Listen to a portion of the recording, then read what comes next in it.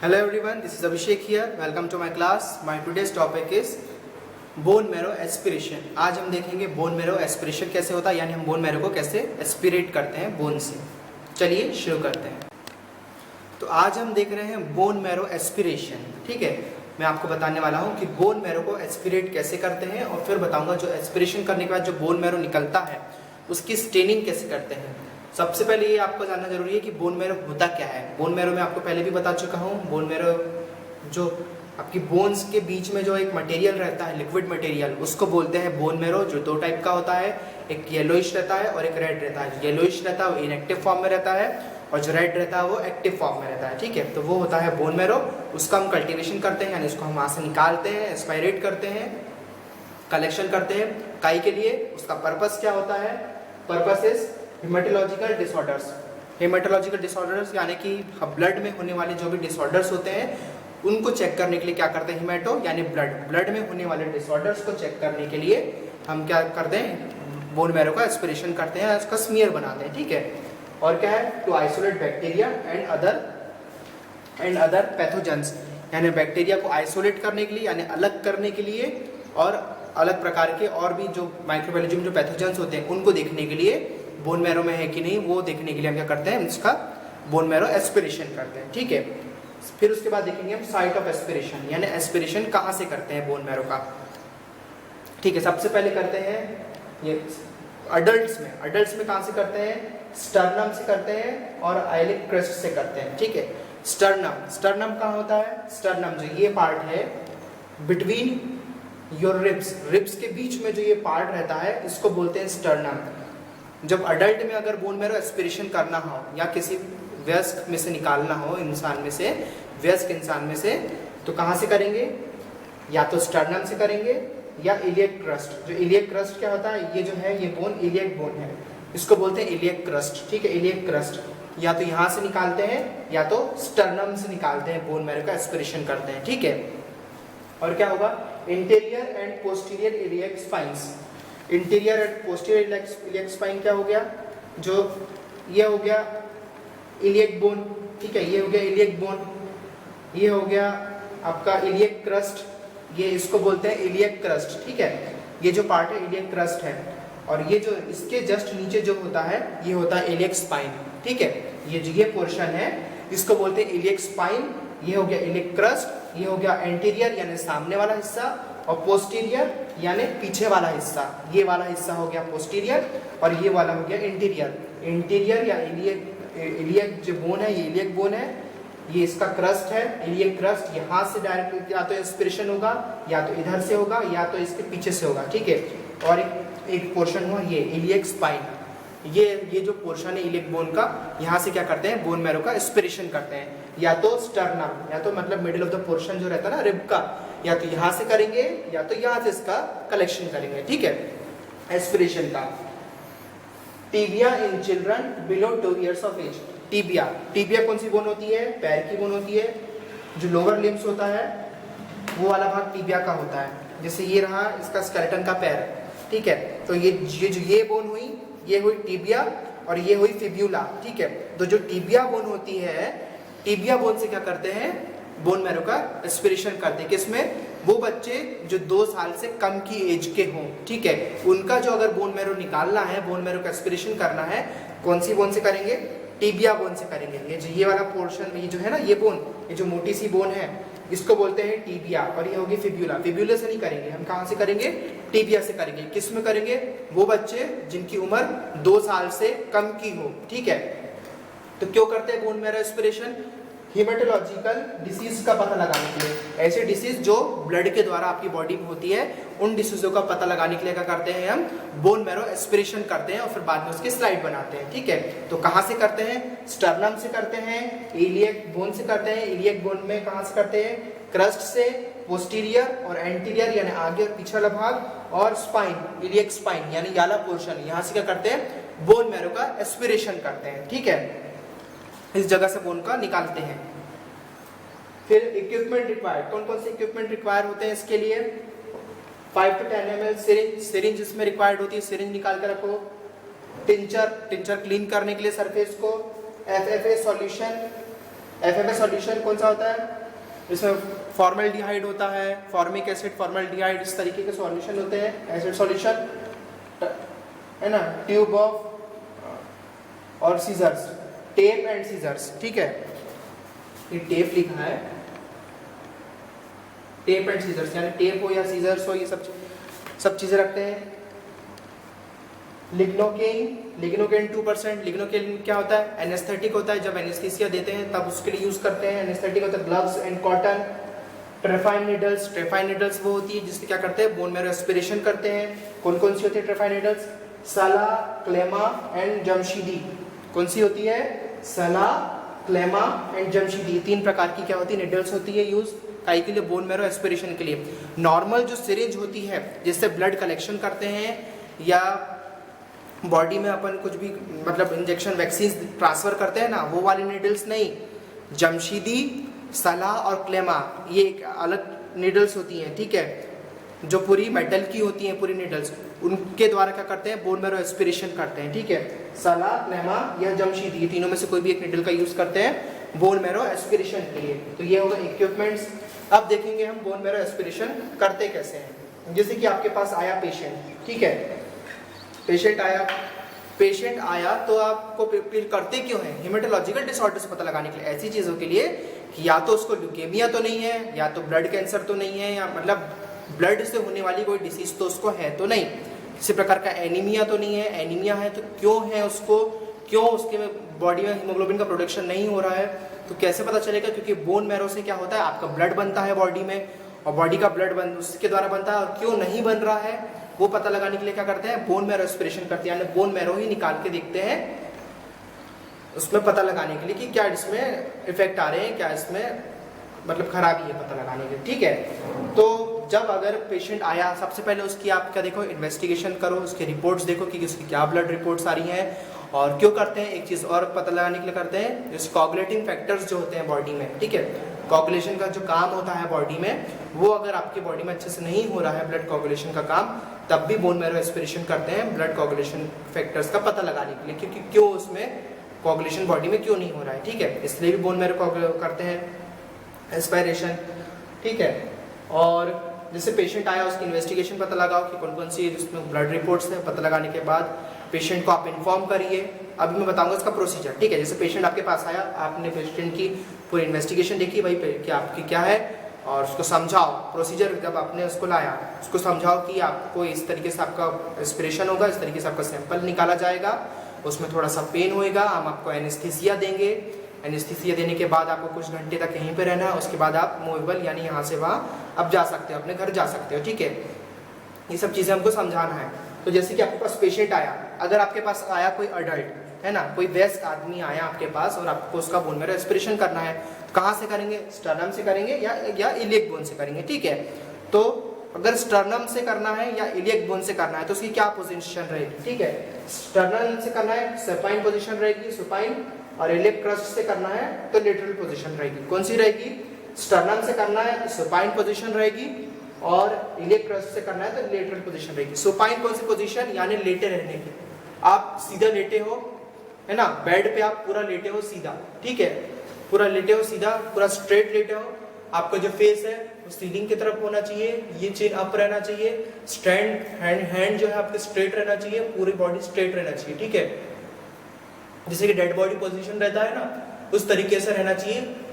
किस स्थिति में? जब आप स्टर्नम से ब्लड कलेक्शन कर रहे हो, ठीक है, ब्लड नहीं, बोन मैरो कलेक्शन कर रहे हो, स्टर्नम यानी इस जगह से, ठीक है, इस जगह से जब आप कलेक्शन कर रहे हो बोन मैरो का, तो ये सुपाइन पोजीशन रहेगी। और अगर इलियक ट्रस्ट से कर रहे हो तो लेटरल पोजीशन। लेटरल पोजीशन कौन सी रहती है? यानी करवट लेके जब आप सोते हो ना, जैसे ऐसे करवट ले हो, ये बेड है और आपने ऐसे करवट ली है, ठीक है, इस तरीके से, ये पोजीशन कौन सी रही? Lateral position. पूरा लेटे हुए हो आप, और पैर आपके फोल्ड हैं, जो घुटने हैं, घुटने फोल्ड हैं आपके, पेट तक, पेट से घुटने टकरा रहे हैं, ठीक है, उस पोजीशन को बोलते हैं लेटरल पोजीशन, यानी पेट से घुटने से टकरा रहे हैं आपके, मुड़े हुए हैं, और आप एक तरफ ऐसे लेटे हुए हो, ठीक है। ये पोजीशन जो रहती है, अब क्या करें, ऐसा डेमोन्स्ट्रेट करके बताना पड़ता है आप लोगों को ताकि समझ में आए, पोजीशन समझ में आए। मैं बोलता तो मुंह से कि सुपाइन होती है, लेटरल होती है, पर अगर आपको मैं डेमो नहीं करके बताऊं तो कैसे समझ में आए, ठीक है।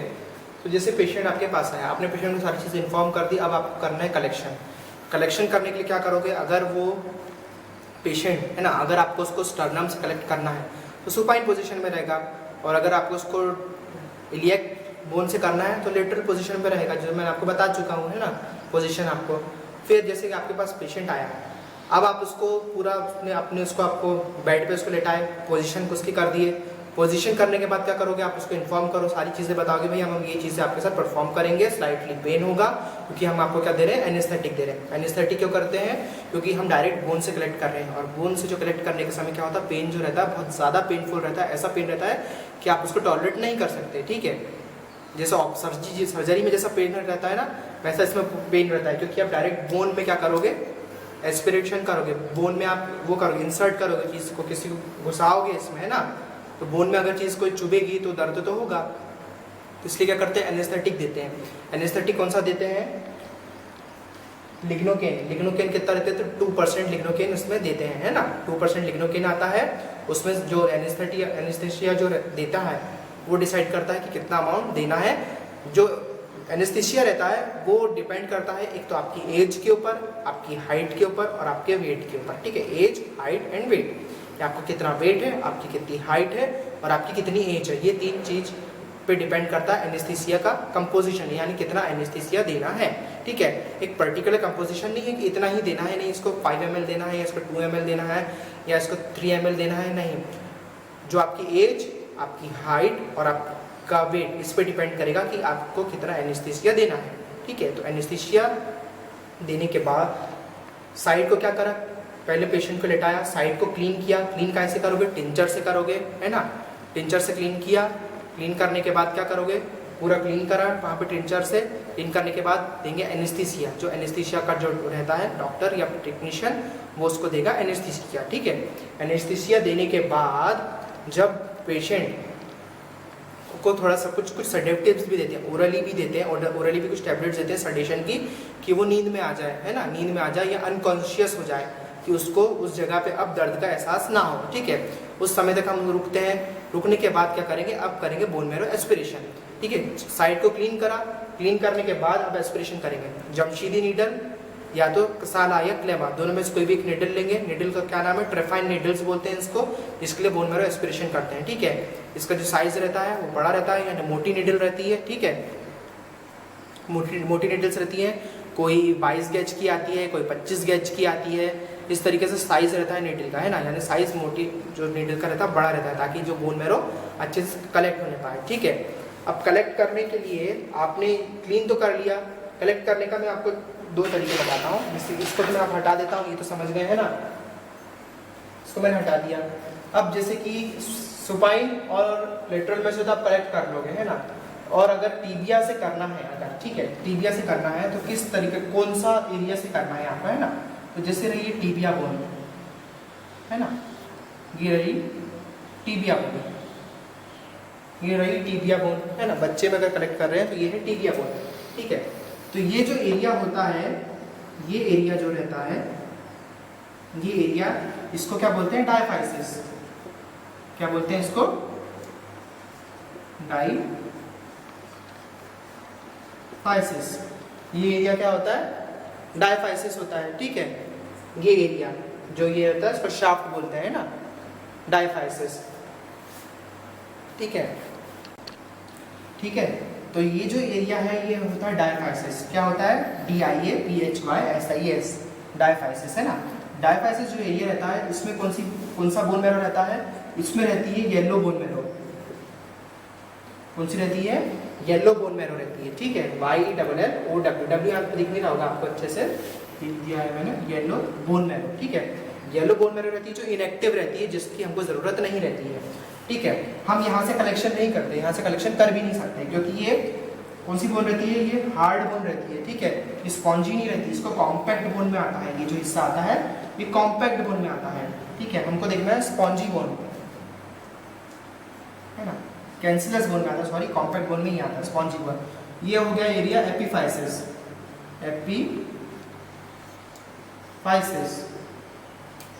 ये हो गया एरिया एपिफाइसिस। तो एपिफाइसिस और एपिफाइसिस ये एरिया हो गया जहाँ पे क्या होता है, स्पॉन्जी बोन रहती है और बोन मैरो प्रेजेंट रहता है। तो हम करेंगे यहाँ से कनेक्शन, पर यहाँ पे भी किस जगह से करेंगे मैं आपको बताता हूँ। ये टीबिया है ना, एपिफाइसिस और डायफाइसिस के बीच में एक एरिया रहता है, ये एरिया जिसको बोलते हैं मेटाफाइसिस। मेटाफाइसिस क्या बोलते हैं, मेटाफाइसिस। एपिफाइसिस और डायफाइसिस के बीच में जो ये एरिया रहता है, ये एरिया इस जगह रहती है रेड बोन मैरो।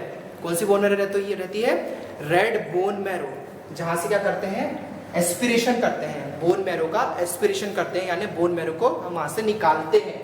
तो ये रही बोन, ये रहा बोन का पूरा स्ट्रक्चर, ये रहा डायफाइसिस एरिया जहां येलो बोन मैरो रहता है, यहां से हमको नहीं निकालना है। एपिफाइसिस और डायफाइसिस के बीच में जो पोर्शन रहता है मेटाफाइसिस, ये जो पोर्शन रहता है, ये वाला पोर्शन है ना, ये वाला पोर्शन, यहां से हम क्या निकालेंगे, बोन मैरो का एस्पिरेशन करेंगे। ठीक है, यहां से करते हैं बोन मैरो का एस्पिरेशन, जहां रहती है रेड बोन मैरो। कौन सी बोन मैरो रहती है, जोर से बोलो, रेड बोन मैरो।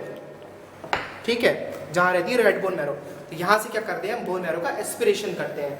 एस्पिरेशन करने के बाद क्या करेंगे, अब उसको करेंगे स्लाइड में प्लेस। ठीक है, हमने जो क्या स्लाइड पूरा एरिया प्रिपेयर कर माइक्रोस्कोपी करते हैं ना, माइक्रोस्कोपी करने के पहले मेथनॉल या अल्कोहल फिक्स स्लाइड रहती है, तुरंत हमने इसको निकाला, बोन मैरो सैंपल को निकालने के बाद क्या करेंगे, उसको स्लाइड रहती है, स्लाइड में डालेंगे। स्लाइड में डालने के बाद उसको ऐसा ठोक ठोक के स्लाइड के ऊपर ऐसा ठोक ठोक के डालते हैं। ठीक है, उठती नहीं है स्लाइड, ऐसा सर उसको ठोकते हैं, जिससे क्या होता है, पूरी बोन मैरो उसमें आ जाती है। ठीक है, बोन मैरो आने के बाद जिसका जो उसमें जो मटेरियल रहेगा, ब्लड मटेरियल जो रहेगा, ब्लड को खींच लो, उसको वापस सिरिंज में सक कर लो ब्लड वाला एरिया को, और उसमें जो बोन मैरो जितनी है ना, बोन मैरो जो फ्लूइड है, बस उसमें वही रहना चाहिए।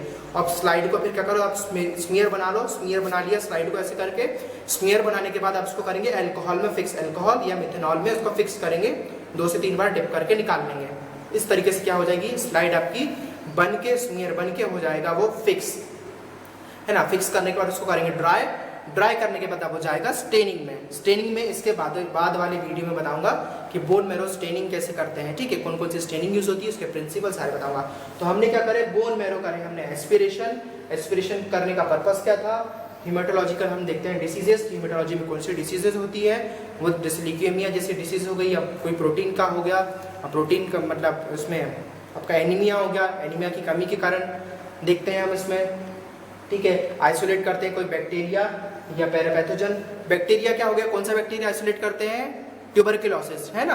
ट्यूबरकुलोसिस, टीबी की अगर बीमारी हो जाती है तो उसमें हम क्या करते हैं, बेसिलाई, बेसिलाई देखने के लिए हम उसको एस्पिरेट करते हैं। टीबी की बीमारी के कारण भी क्या होता है, बोन मैरो में टीबी का जो बैक्टीरिया चले जाता है, उसमें तो नहीं चले गया है, बोन में अगर टीबी हो गया तो बोन मैरो का एस्पिरेशन करते हैं स्लाइड बनाने के लिए, है ना, ताकि देखते हैं उसमें बेसिलाई तो नहीं है।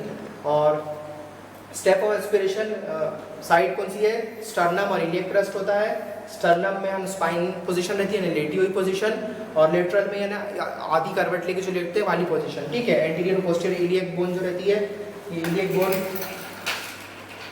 ठीक है, ये इलियक बोन है, ये इलियक बोन है।